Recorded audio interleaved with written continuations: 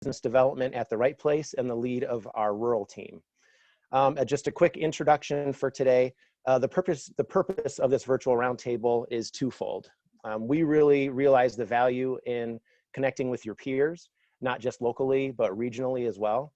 We all work in rural areas of West Michigan, and we certainly have many things in common. So really, let's learn from each other so we can all be as prosperous as possible as we re-engage our local economies. The intent for today is really to be more of an interactive discussion, not really a sit and get sort of webinar thing where it's really easy to kind of zone out. So the more we can all share ideas and what we're doing to be successful in our communities and our businesses, the more valuable this time will be for everybody. And then secondly, today's discussion will assist our rural economic development team at the right place in identifying what's going on in the communities, current industry and business challenges, and everything related to COVID-19, which will help direct our work moving forward to be as beneficial as possible to the communities that we serve. So at the right place, we really focus on collaboration as much as possible. So you may know that the state of Michigan is divided up into 10 different prosperity regions, and region 4 there along the coast, that is our region, and you can see on the left-hand side, we at the right place directly serve 6 counties in that 13 county region. And with that, I'd like to introduce my small but mighty rural team here today. Julie, Jody, and Kathy Jo, you guys want to take a minute to introduce yourselves? Sure. Good morning. Julie Burrell here, and I support Newaygo County. Hi, I'm Jody Nichols, and I support Lake and Oceana counties.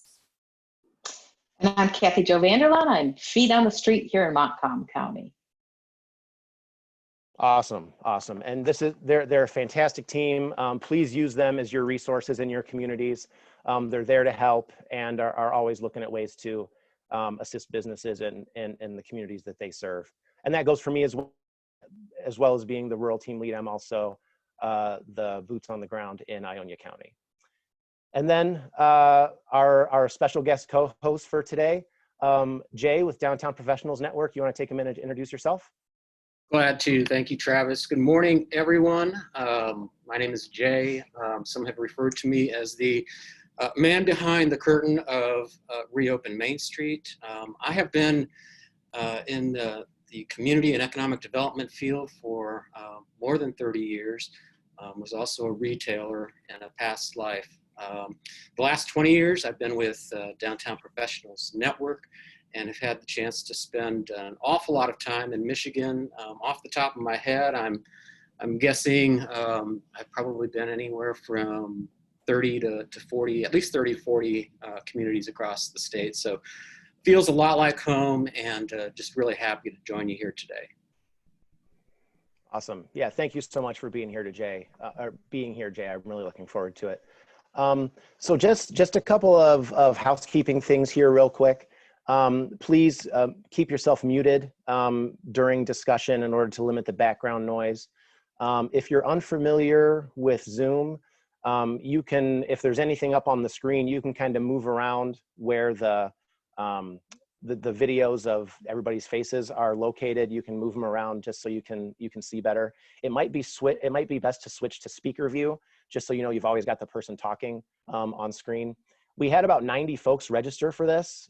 So in order to facilitate questions and answers, if you have questions that you want to ask Jay, if you could just put them in the chat feature, you can do them to me directly as like a private one, or if there's something that you want to kind of share out to everybody as like an FYI, or, you know, this is something that we're doing in our town that maybe you don't necessarily want to like speak about, you can put that on there as well.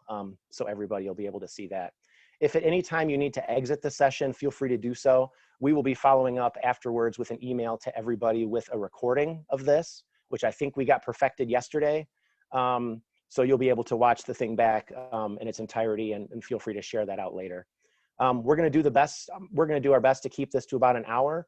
But the last 2 days we've had still some good discussion towards the end. So a few people have hung out afterwards to just kind of continue that thought process. So if you need to take off, feel free. But if you want to hang around and chat a little bit more, feel free to do so. And if I call on you to answer or to ask a question, just please introduce yourself briefly with your name, your organization, and where you're located. So just a little bit of an overview here. We've all been thrown for a loop with this impact of COVID-19, obviously. I know in the community development world, a lot of times it seems like we're kind of building the plane as we're flying it. But if there's ever really been a time for unified, collaborative, and visionary leadership in our communities, I think we can all agree that now is the time for that. We know that nobody's been immune to the impacts of COVID-19, and we've all had to adapt, oftentimes without a roadmap to do so. But speaking of roadmaps, I'm hopeful, if I can find the website here. Jay has put together a site called reopenmainstreet.com. It's a resource that he and his team have put together as a guide and kind of a jumping off point for communities to strategize on how to come out of this crisis as resilient and prosperous as possible. You know, I think we'd all agree that there's no magic bullet for this kind of thing. But as Jay mentioned, his 30 plus years in this realm, those resources are really a great place to start. I had the pleasure of working with Jay a few years ago in a former life when I was Main Street DDA director up in Manistee, where our work with his firm to put together a market analysis and business recruitment strategy for our downtown really was the catalyst to get us really moving with some targeted business recruitment in our downtown that really bore fruit in terms of some new businesses coming into our downtown, including a destination dining restaurant, which continues to be an anchor in that town forward. So I guess without further ado, Jay, the floor is yours. Thank you, Travis. I'll have that $5 in the mail to you later today. Again, good morning, everyone. Thank you so much for joining us here today. I just want to share a little bit of what's behind Reopen Main Street and how we got to today, just as a way of kind of getting the discussion going here this morning. So let me tell you that this has evolved very rapidly, as you can imagine.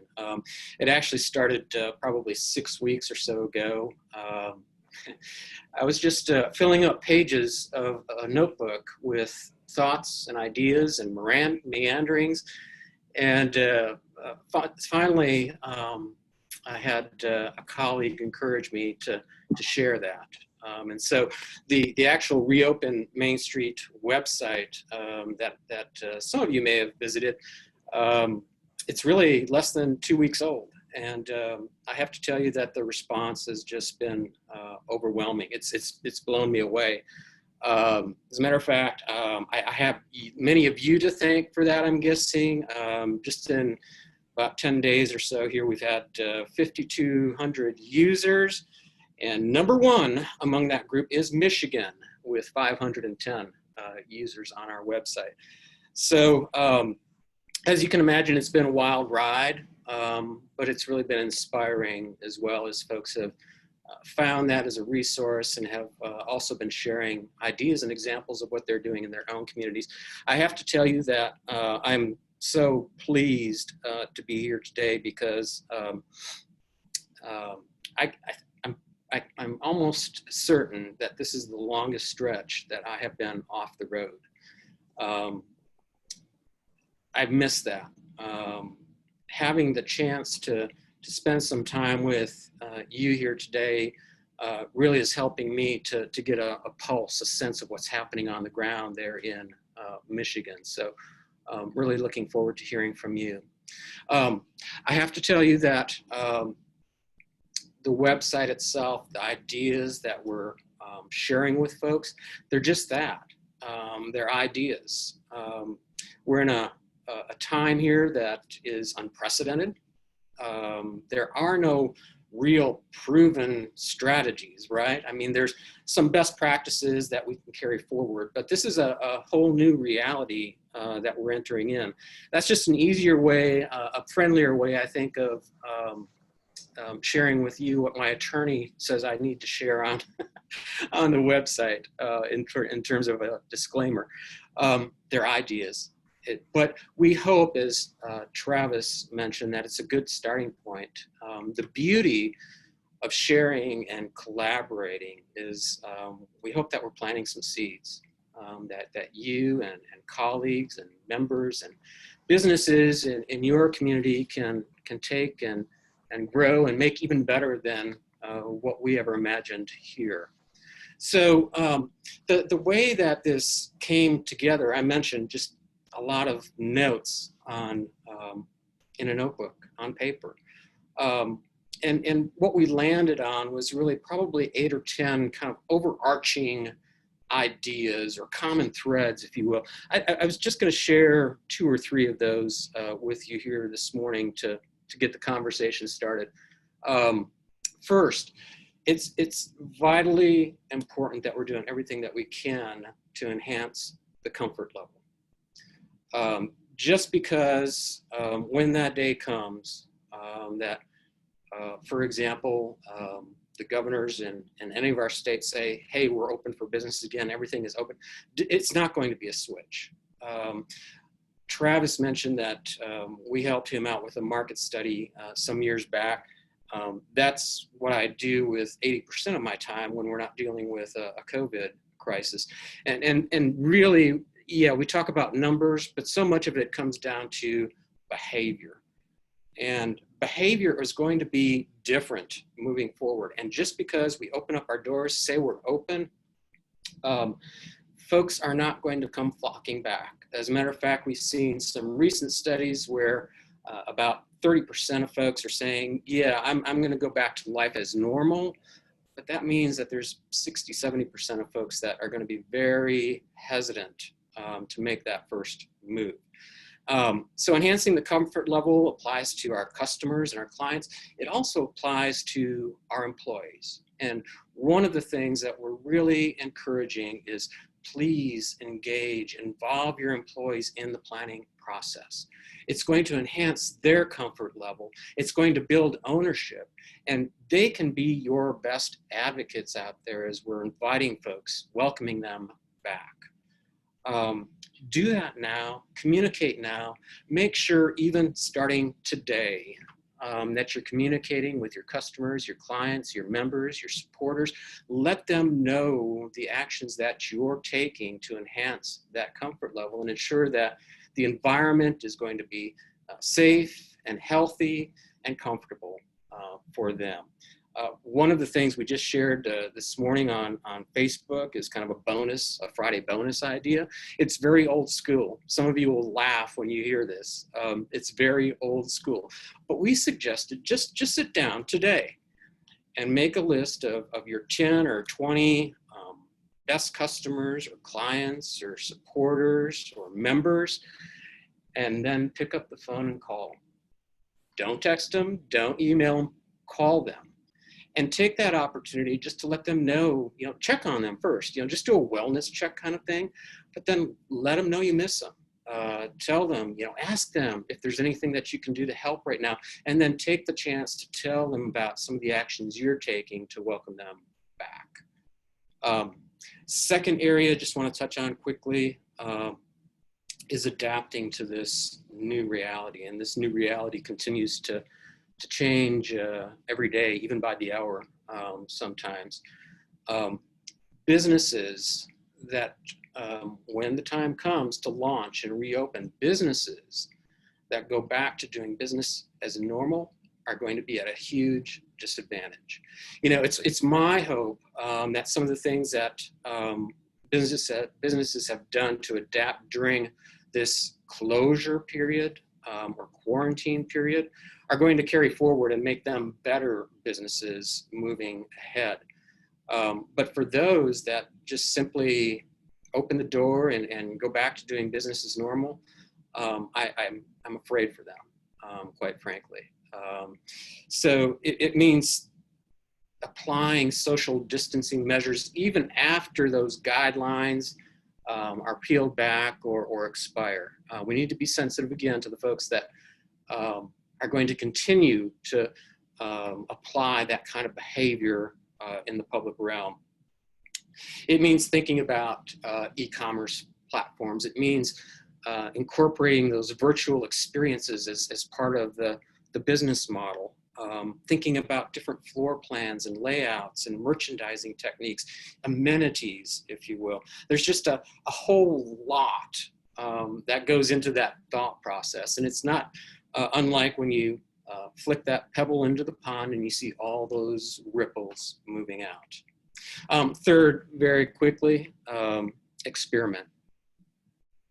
As I mentioned, this is a brand new era.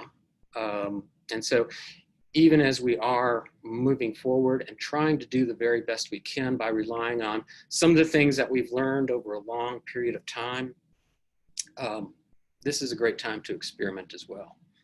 And it's okay if we try something new and it doesn't work. That's okay. This can apply to businesses. It can apply to Main Street and Chamber and DDA organizations. But I want you also to think about how experimentation in the public realm can apply as well. So I'm convinced that our public spaces, our streets, our sidewalks, our parks become even more important moving forward. Even, and it's kind of been kind of fun to see because I'm not taking credit, but one of the things that we suggested is, municipalities, please work with your eating and drinking establishments, even some of your retailers, to make sure that we can expand into the sidewalk area. And it's especially important for restaurants. I know in many states, as those restaurants begin to reopen, it's with anywhere from about 30 to 50% capacity. Restaurants can't make it, in most cases, on anything less than 80% capacity. So how do we expand that floor plan? How do we expand the footprint? Well, that whole idea of fresco dining out on the sidewalk, or even using parklets to accommodate those kinds of uses. If ever there was a time, now's it. Let's try it. Let's experiment with it. And even in some of our communities where, I'm guessing some of you have a main street that's carrying thousands of vehicles every day because it's a major state or a county route. And perhaps there has been the idea of a road diet previously. That road diet thing where we either narrow the lanes or we just even reduce the lanes of traffic or the parking lanes to make room for those kinds of activities, those commercial kinds of activities to spill out into the public realm. It's the time to experiment with that. And I think that those that are willing to experiment, those that have already begun to experiment, try things out and see what the reaction is, are going to be at a huge advantage moving forward. So I think I'll stop there. I'm looking forward to hearing your questions and your ideas. So Travis, maybe we can go there next.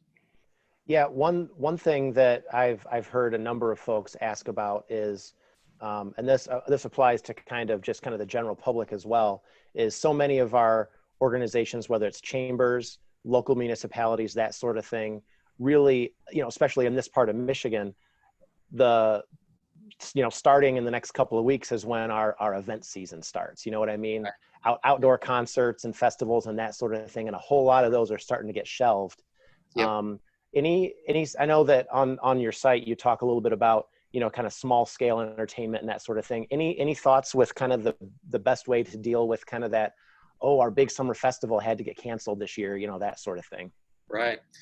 Yeah, and I believe, Travis, again, just kind of my thought is that you will continue to see those large gatherings, those larger scale events being either postponed or canceled, not just over the next month, but I think even moving forward into the next 2-3 months at least.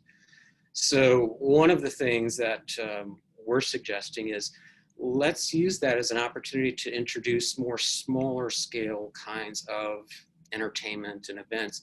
And in some cases, maybe it's even guerrilla kinds of events. So For example, it might be the one or the two-person musical performance that just pops up, appears on the street of the district. It might be a magician, a juggler, whatever it is that's out on a street corner just entertaining folks as they stroll around.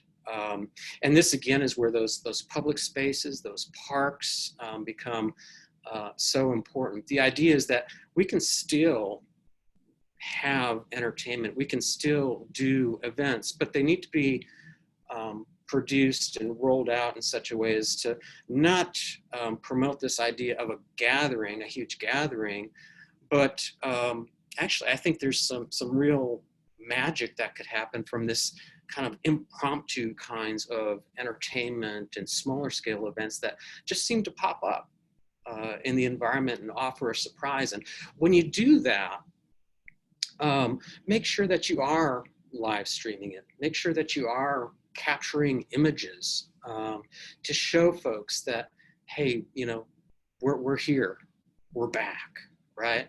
And you can come down, you can stroll, you can find your comfort zone right here in our district. I think it's really part of what we talk about too when we talk about the messaging and really trying to illustrate that experience so that those folks that are naturally inclined to be hesitant to rejoin the mix, so to speak, might have some assurance that, yes, if I do venture out, it's safe, it's comfortable, and I can actually, I might even enjoy a surprise along the way. Is there anybody on the call that has that's kind of done something down that area that you've kind of found a good solution for how to deal with, you know, events or kind of replace anchor things with maybe some other things that you'd want to share?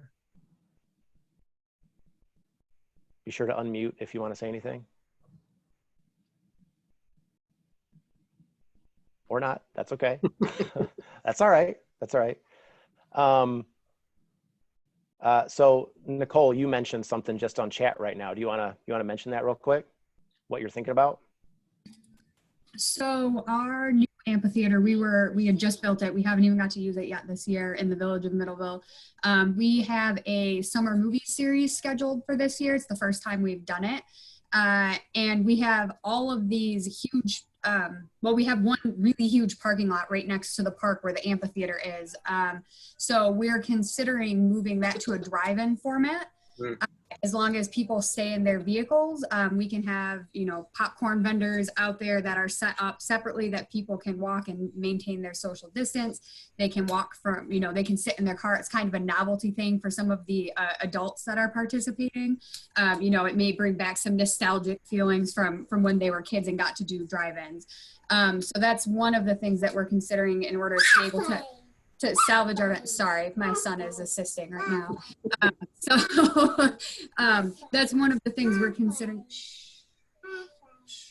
That's one of the things we're considering to help with this summer to mitigate that. And if it goes well, we may just do that for all of them. And then we don't really have to worry about those additional, about people being upset about the social distancing measures that we put in place, because that's one of the other concerns that we have, is that people are just going to disregard them, which is really frustrating that we even have to worry about that. But that's unfortunately where we are right now. People are just stressed out. And so we figured that would be a good solution for that, and kind of outside of the box too. So if I can, real quickly, Nicole, you used a word there that I think is really important, nostalgia. And think about it in this sense. There are folks that are still scared, right? And rightfully so. And there are folks that are going to be, at the same time, they're desperately searching for that, that feel of the way life used to be. And I'm convinced that especially our traditional downtown districts, our historic districts, can provide that experience. It can provide that good, warm, nostalgic kind of feel that folks are desperately going to be wanting as they begin to reemerge from their homes. Yeah, I think people are going to be looking for things that give them a sense of normalcy. It brings them back to that sense of comfort that they've been longing for. You know, things have been so disrupted that anything that can remind them of, you know, how it used to be before, I think will be a big draw for people.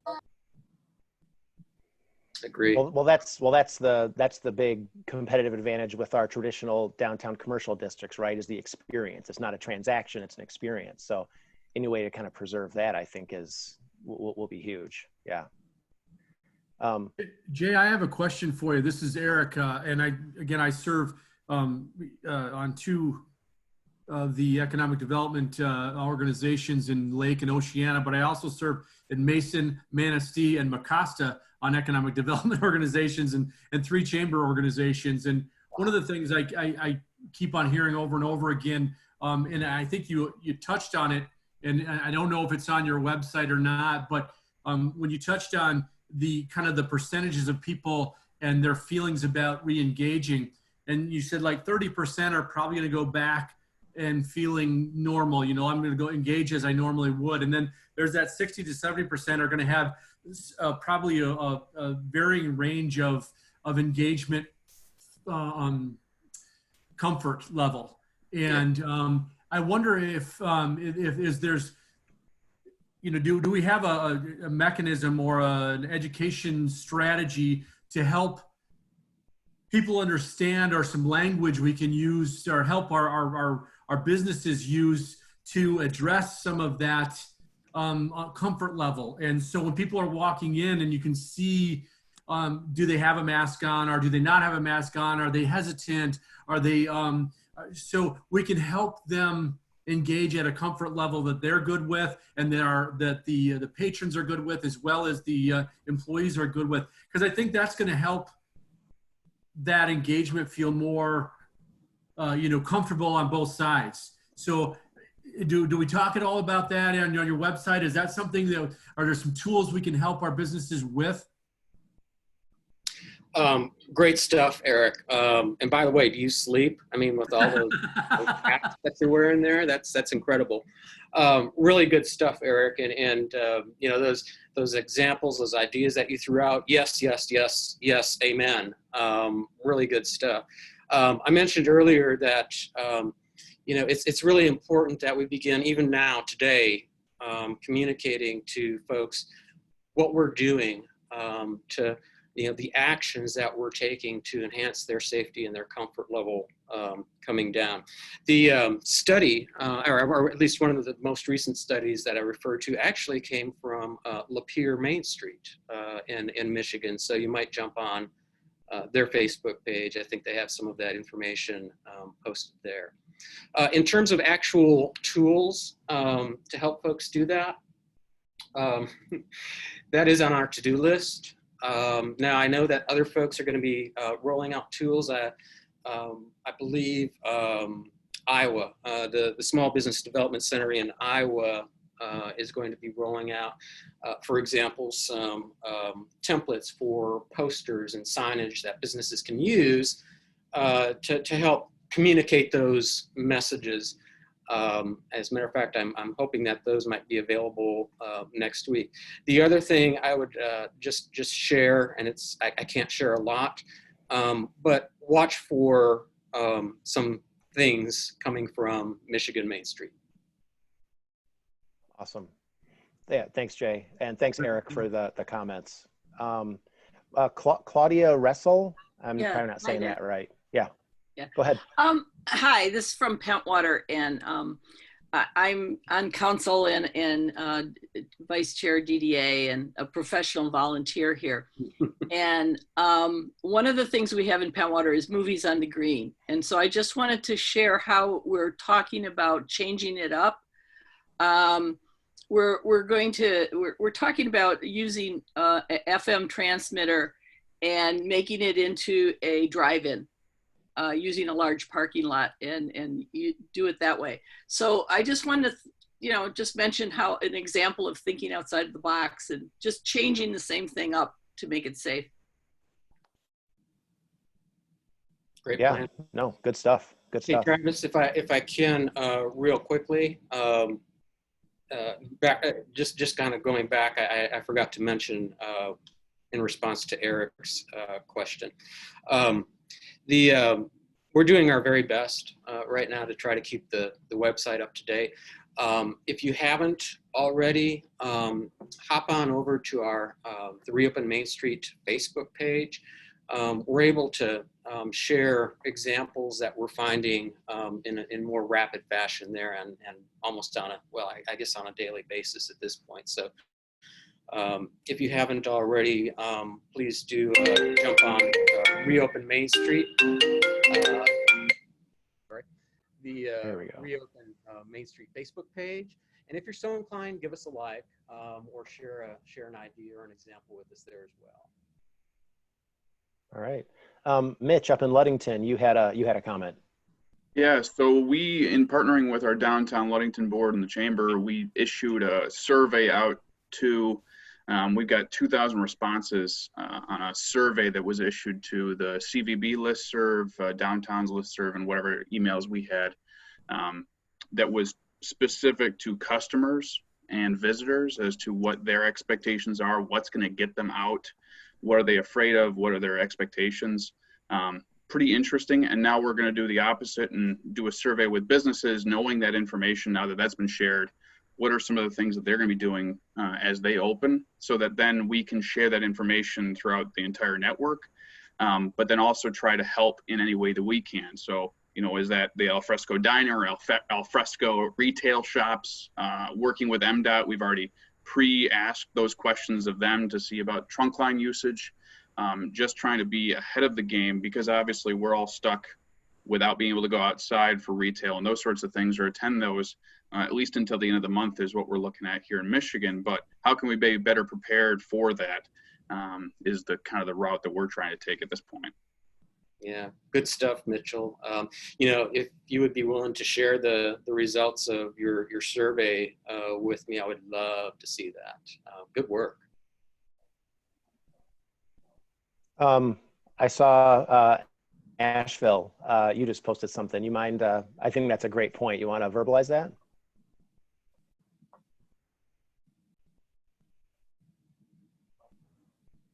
Or no? No? I'm sorry, I was trying to unmute. Are you there we talking go. to me, Travis? Yeah, yep. Just, I can't stress the importance of communication enough. Yesterday, I tried to enter a retailer. It was in a different city. It doesn't matter where it was. And they stopped me at the door and they said, ma'am, you can't come in here until after 9 a.m. because you're not over 60. Well, and I appreciate that they had a separate time set aside for the more elderly population. It would have been nice to have that communicated. And I didn't mind waiting, but if you're going to do something like that, you know, over communicate it. And I think that's an overreaching theme, whether it's me talking to my Sunday school parents in my church, or business talking to their potential customers. Communicate, so that when your customer or your friend or whoever shows up at your place of business, they know what to expect, and they know, you know, they have this, you've gone the extra mile to pre-plan and prepare them for what they're going to encounter when they walk into your business. Yeah, really good point. Really good point. That's been kind of a recurring theme in all three of these sessions so far is, you know, communicate. There's no way to overdo that at this point. And speaking of communication, there are a couple of questions that came up that were kind of related. So I guess I'll kind of repack the question. We've got, you know, quite a few chamber folks and DDA folks, associations, that sort of thing on here. I guess what are you guys doing to kind of collaboratively with maybe your merchants, your businesses, that sort of thing, to kind of leverage everybody's networks to kind of get the word out that either we are open, these are our hours. I've seen some pretty innovative things that some chambers have done in terms of sharing out what restaurants have been doing takeout and delivery and that sort of thing. It seems like there's some pretty innovative things going on there. Is there anybody doing some cool stuff that they'd want to share? Especially as we talk about ramping up and, you know, more and more businesses reopening. I can talk about the takeout and delivery. We created that in Berry County, and we just created the page on Facebook, and it's completely taken on a life of its own now. So we aren't even maintaining it anymore. The community is posting pictures every time they have something to eat. Every time they go into a restaurant, they talk about the experience. So it's become reviews, photos. There are hundreds and hundreds of posts on there. And so we thought that worked so well. We created another one, just we are open, and now we're allowing people to go in and talk about what their new hours are, what safety precautions they've put in place and that kind of thing. And that's just starting to take off in the same way. Jennifer, you're saying that individual member businesses are going on there and posting, these are our hours and this is what we're doing safety wise? Yes. Okay. And that goes back to what you were saying, Jay, in terms of comfort level and communicating that, right? Absolutely. Y'all are nailing it. I mean, that communication and let's face it. I mean, in anything that we do, communication is always going to be key. And I say that speaking from having sat in the chair of a Main Street director and having sat in the chair of a chamber director. You really can't communicate too much right now. And so the ability to use the tools that are available to do that. And I love how folks, the businesses are and everyone is just jumping in on the website and updating those hours and such. I love that approach, because even on our website we suggested, find a way for businesses to easily communicate with you, the changes that they're making, the hours that might be adjusted, and the special amenities maybe they're offering. The fact that you have folks just doing that on their own and is more a grassroots effort, I think is a wonderful strategy.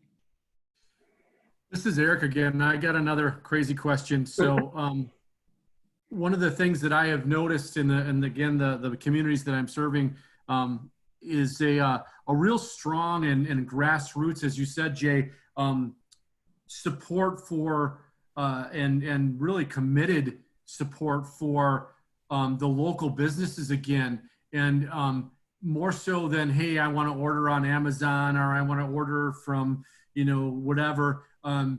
So in this spirit of that kind of mentality, are we seeing a resurgence of buy local campaigns with the idea of reopening Main Street? And do people have some creative ideas of a buy local campaign along with this reopening Main Street? And I'd love to hear some great ideas, because a lot of the communities I have had some old kind of on the shelf, dusty buy local campaigns that may need some refreshing. But I'll tell you, everybody I know and in every community, they're donating to these. Hey, I'm buying from this restaurant to go serve the nurses out at the hospital, or I'm buying pizzas at the local pizza place to go deliver here, and they want to help. I think there's a great temperature to buy local again. And I think we could capture on that to really have some sustainability on that. Is there any ideas and recommendations that the groups are seeing or have started to build some framework around? I'd love to hear about that. Do you want me to jump in first, Travis, and then we can, while the others? Yeah, go for it. So, Eric, I haven't heard a crazy question yet, so you can just keep chiming in here. This is all good stuff. It's kind of funny you mentioned that, because more than one person has said, that reopened Main Street logo, it even kind of resembles a flag. And I said, yeah, that wasn't actually by accident. And I think this whole notion of supporting local, buying local, even if it's unspoken, I think it's permeating, so to speak. Being real honest, in the past, I have not been a huge fan of some of the buy local campaigns that run, for a couple of reasons. One, in some cases, the way that it was presented, the messaging that was part of it, it was almost like you were trying to guilt trip folks, or suggest that, you know, we deserve this, you owe it to us, kind of thing. The other thing is that, so if I'm a community that depends on tourism, Ludington, the others that are part of our group here today, what does that message say to me as the visitor when I see the buy local thing? Does that mean I should turn around and go back home? So I, you know, just again, kind of sharing my own thoughts on that. But I too, Eric, would love to hear the thoughts of others or what they might be doing in that regard. Yeah, and I think it's a packaging thing. Maybe it's not, you know, only buy local, but how do we repackage those a not only the locals but the visitors too? And I think there's a good temperature right now for, you know, finding a better way. So, agreed. Anybody have anything they want to chime in with the buy local thing? I know I've seen a number of chambers do, you know, some creative things with their, whether it's local chamber bucks or Mitch indicated their DDA and chamber were matching gift card purchases. Anything people want to mention on that? Travis, this is Linda Maupin. Can you hear me? Yep. One thing, so part of Berry County, we have, for those of you that don't know, I'm Linda from Berry County. And one of the things that we have are kind of smaller burgs, I would call them. So in one where I live, they have set up, tried to highlight a restaurant business every day, and it changes, and people can donate to serve 4 meals for free to someone else. So there's a group that's gotten together, and if you would like to have an eat out or pick up meal, you can call them and just say, I need 4 meals. And then whoever's donated for that day, they would say, okay, it's from this pizza place, or, you know, 2 Jacks. They have multiple options. So, and I think that is something that will continue after COVID-19. We've been doing this now for like 48, 49 days in a row. Someone has always donated and someone has always needed it. And it's kind of, you know, you're not eating out as much now, so you have the money to donate. So it's worked out well in our community. So I think things like that will continue, and that will highlight some of the open Main Street. That's good stuff, Linda. You know what it reminds me of? You know, one of the toughest jobs out there right now, and there are a lot of tough jobs, and my heart goes out to all of those frontline workers, but one of the very toughest jobs right now is being a truck driver. Because those folks just don't have an easy way of even getting a meal right now. There's actually a restaurant just up the road here in Mount Juliet, Tennessee, that has taken it upon themselves to make sure that truckers can get a meal. And so they're even meeting them at the truck stops, meeting them at the way stations, meeting them at the rest areas. And what's happened is kind of that same idea, which is really cool. There are people in the community and throughout the Nashville metro now that are contributing to that cause, so that those truck drivers don't have to pay for their meals either. Mm-hmm. Cool stuff. It is. It really is. Julie, did you have something you wanted to add about the buy local piece? I did. Yes. Sorry. My dogs are just. Oh, sorry. Being a little crazy. Give me just a minute. Oh, no problem. No problem. I did want, anybody have anything else regarding the kind of buy local? And there were a couple other topics I wanted to kind of transition to, if nobody else had anything else to mention on this topic. I did have a question for Jay on if he had any kind of recommended tools or resources for small businesses who are maybe not really set up for online sales and need to strengthen that. even like online ordering for takeout. If you have any examples of communities forming a shared platform for their downtown businesses to work together and from one platform. Yeah, it's a great question, Jody. I will just share with you that I am not the e-commerce geek or expert, even though I'm a huge advocate for it. I think that businesses of all kinds need to be thinking about, if they haven't already, be thinking about incorporating an online component to their business models. Like I said earlier, businesses that just go about business as usual when things do begin to spring open are still going to be at a huge disadvantage. So, I mean, there certainly are user-friendly kinds of website building tools and e-commerce platforms out there available through Wix, I know, is one, and some others, and there are probably folks joining us here today who might have even better suggestions for that.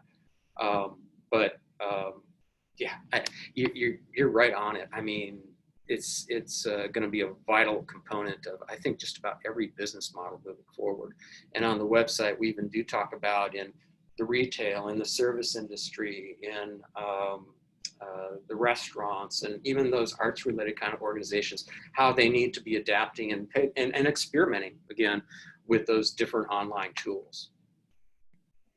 Chelsea, do you want to chime in real quick on what you posted, which is a direct response to that? So my day job, I'm a commercial lender, and I have a few restaurant clients, and the Toast app has been one that I've seen several use, and they've reported that's pretty easy to set up with their menus, and it allows really, seamless payments and everything. You can do, delivery or carry out through that, but I imagine that'll stick with several of those who, set it up for this situation, and it's great for, future business as well. So I've encouraged others to take a look at that. And what I like about it is, it's one common app that folks can download and then see all of the restaurants light up locally that are using it.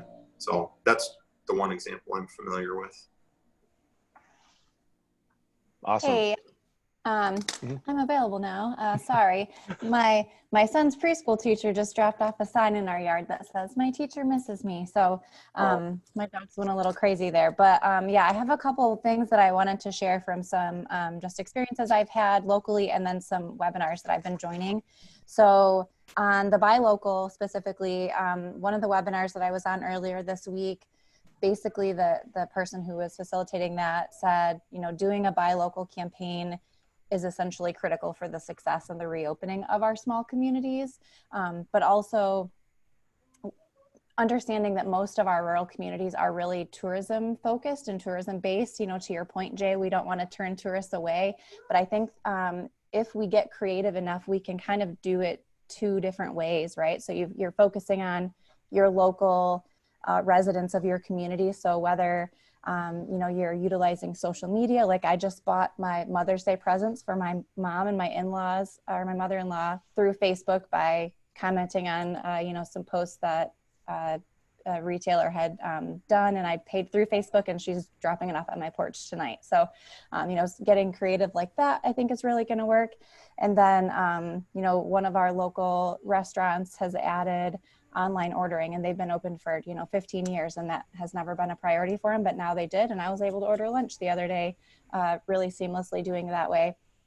And then focusing on tourism, one of the things that I've been learning about recently is really kind of what it's going to look like, especially in our areas. So focusing on the natural elements, kind of getting back to that slow travel, trying to focus on that family time and getting out into nature and all of those different things. And then also, well, you come to Newaygo County to hike on the North Country Trail, go ahead and stop at, Riverstop Cafe, because they are offering no contact delivery to your car, or, just kind of packaging those couple things together to highlight what our businesses are doing to encourage that social distancing and everything, to help people feel safe as they're coming to visit us. And that's it. Yeah, that is awesome. Really, really good points. Yeah, I think that underscoring I think what you said, buy local campaign is going to be essential for any, kind of reopening of a commercial district. That's something for all of us to kind of take away from this, definitely. Time is flying by, but there were a couple points I wanted to make sure we got to. We've got a lot of community foundation folks on the call this morning, kind of throughout our region. And I know, speaking for myself, I've seen just a whole lot of really innovative involvement from the philanthropic sector in what's going on now in our communities and our businesses. Anybody from that realm want to chat real quick about anything they're doing?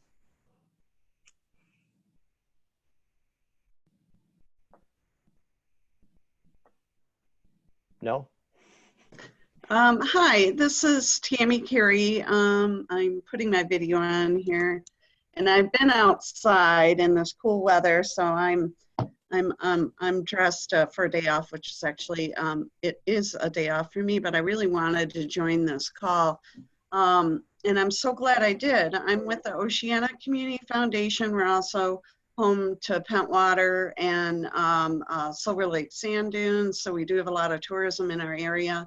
And as Claudia was talking, I was texting her saying, hey, let me know if you need any assistance on any technology for switching over to a drive-in format for your movies on the green, which used to take place in the Village Park, because I'm sure I'd have some interested donors that would jump on board to help you out. But a lot of the foundations have urgent needs funds that they've established with the help of donors. And actually Eric Gustad here from the Consumers Foundation was really generous with 30 community foundations throughout the state of Michigan, providing a grant and additional support to more foundations to help on a business level. And so I've been very busy with helping on the human side of this pandemic and really trying to get food on the table and help with mental health needs. But the economic development side has been very important to me, and trying to figure out how we can step into that space with the funds that we have available. Other foundations may have, hundreds of thousands of dollars available or $1 million available. Well, I don't have that kind of money. And our opportunity to say match an effort like the Right Place did on a business loan basis is a little limited, but I really like the idea of helping communities or villages and towns to reopen themselves, to come up with some sort of campaign that we can assist with, or help events to be safer. There's some specific needs around that. So I encourage anyone on this call to reach out to their local community foundation and brainstorm those ideas. They might not think of a foundation right away as a source for partnership on those situations, but we are thinking out of the box just as much as you are thinking out of the box. And I think this could be a great opportunity to leverage some. It could be, not a lot of money, because we know social media is kind of free. So, but are there other things that we could be doing to help communities communicate and market and as a whole? Because as a community foundation is responsible for typically a whole county. So we're looking at a really broad perspective. So reach out to your local community foundations and brainstorm together. I encourage you to do that. Thank you. And then Emily Mader, you wanted to, I think I saw Bonnie on the call too, but feel free. Oh, is Bonnie on? I didn't see her. I'm on the Go ahead, Community Foundation as well as the Route 66 Business District. And in Nashville, we took our money that we would spend on Sandyland, a concert we've been trying to do every year. We redirected those dollars to the Community Foundation to set up a local loan fund for the 49073 zip code for businesses in that. And we just really wanted to put our money where our mouth was, of being local businesses supporting each other. And then the community foundation stepped alongside us and matched our dollars.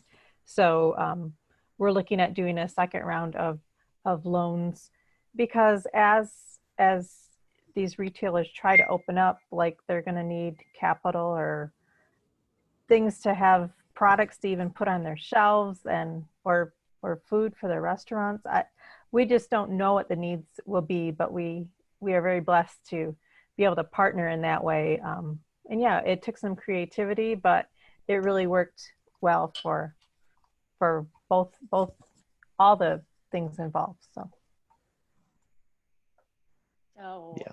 This is Bonnie. Oh. And Emily, yes, is on my board, and it's wonderful to have her. And I'm so glad she's on this call today, because not only does Emily really represent her local community, but she also helps us think about small villages within our county and how we can help. And I think that when we look at what a community foundation is and what it can do, being creative in the way in which you work is probably the most important thing.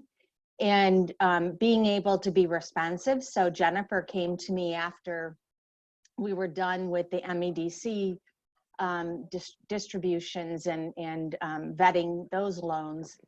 And she said, I really want to set up a grant fund that people can make gifts to. So she applied to create a special project fund under the Community Foundation's umbrella. And we now have the Berry Business Bridge Fund that will make small grants to local small businesses in ways that potentially can help keep the door open for, maybe a service provider like a cosmetologist or something of that nature, or who knows what will happen in our recovery phase.